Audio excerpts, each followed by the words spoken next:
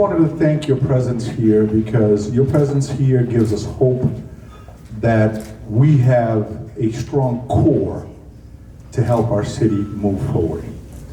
And I've always said from day one that we took a microphone to announce that we were a candidate for mayor of this great city.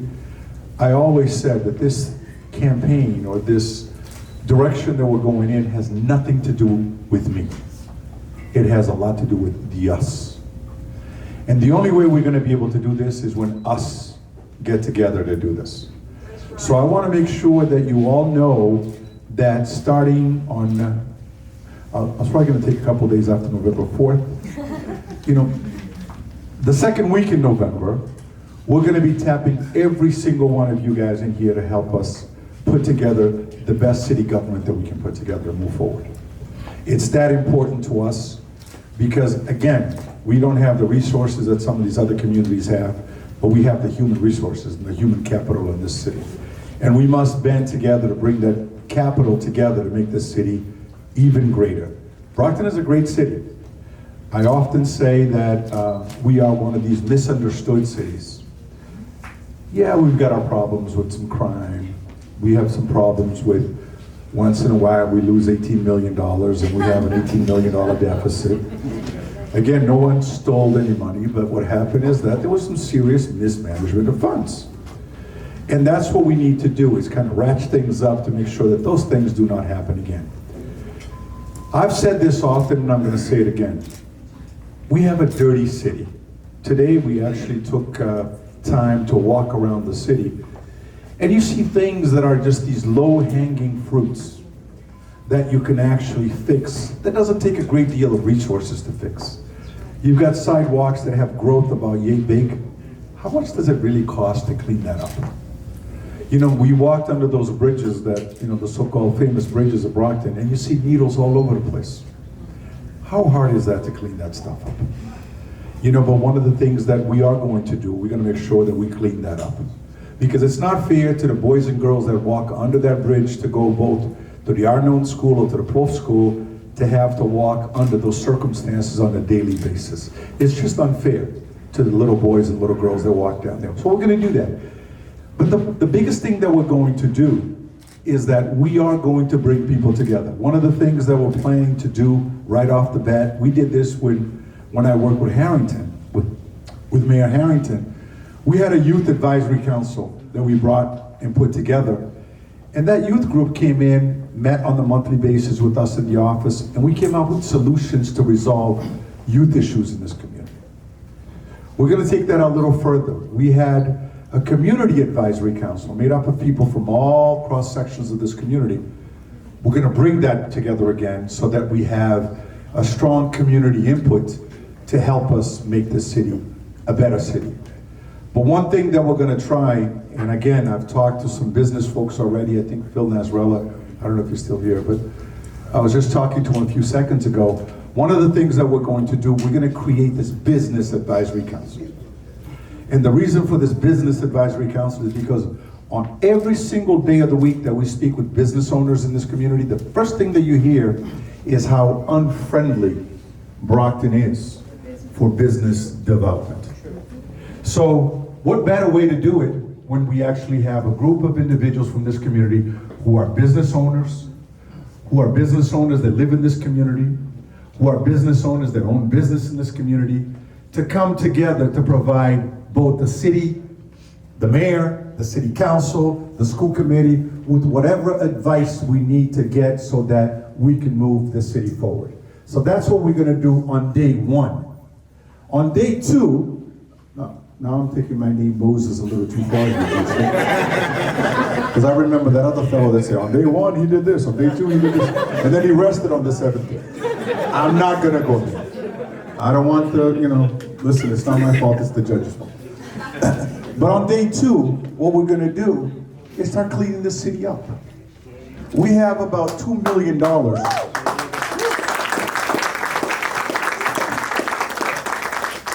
We have about $2 million sitting in an account that we got through a settlement of the opioid lawsuit.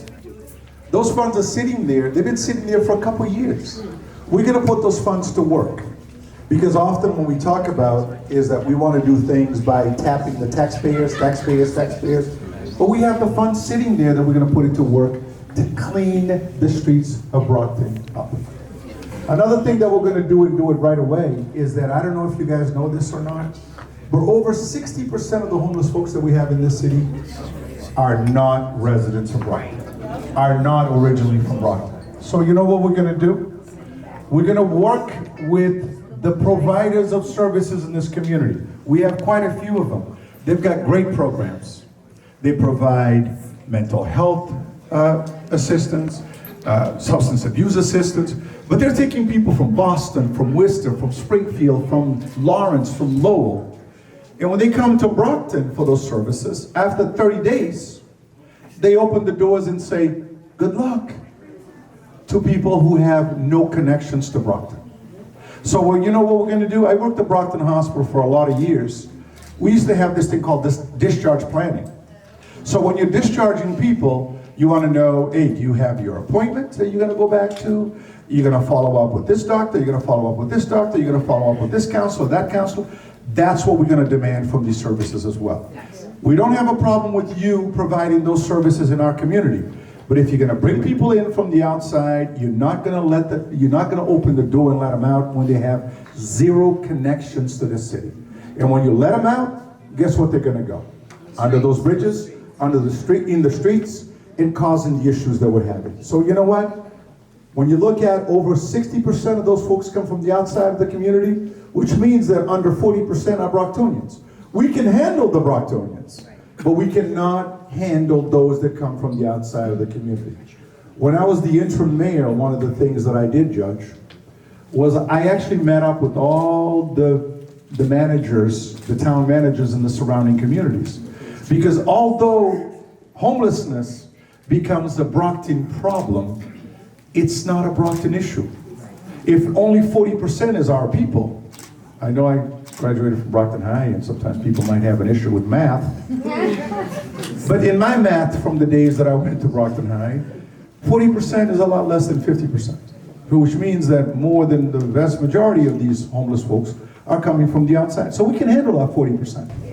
That needs to stop. Everybody needs to take accountability for their own issues. We will take ours as a city, because we're the only city in the county. We will take ours, but we will require others to do the same thing. So that's why we're going to go back and meet up with those town managers to help us deal with this issue, because it's not fair to the poor taxpayers in this community to deal with those issues and those issues alone.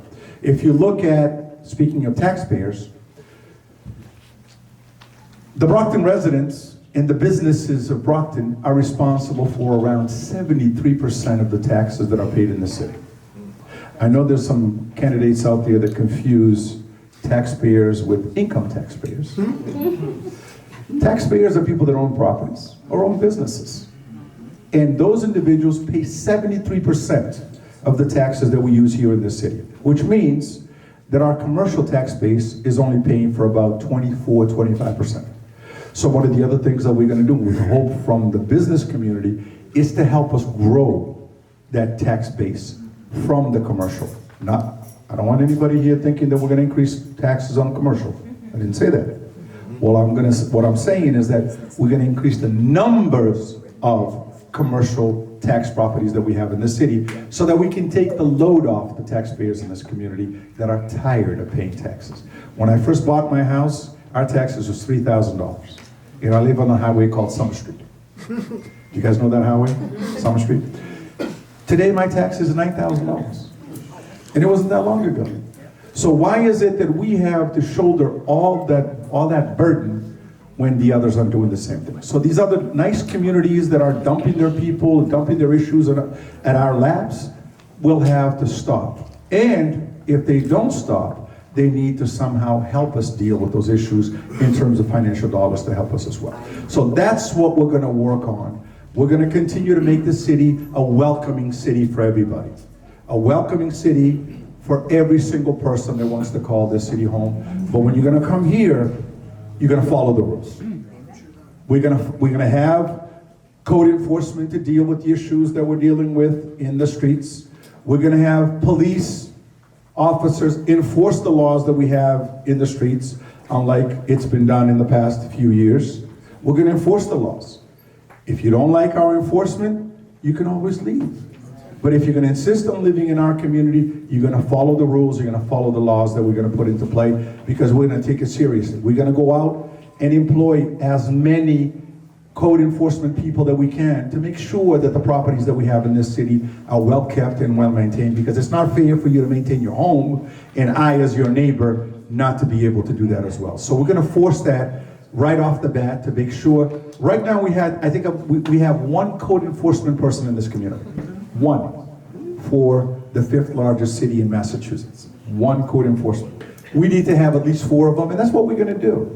We can enforce the fact that we're going to enforce the laws that we have in the books, and we're going to force people to clean up their neighborhoods and clean up their streets, because my grandmother used to say, you can be poor, own some ripped jeans, some ripped shirts back in the days when it was not in style, but you don't have to be dirty. And that's what we need to do in this city. We can be poor, but we don't have to be dirty. So I count on you to help us make this city the greatest city that it can become. I count on you from day one. Our offices will be wide open.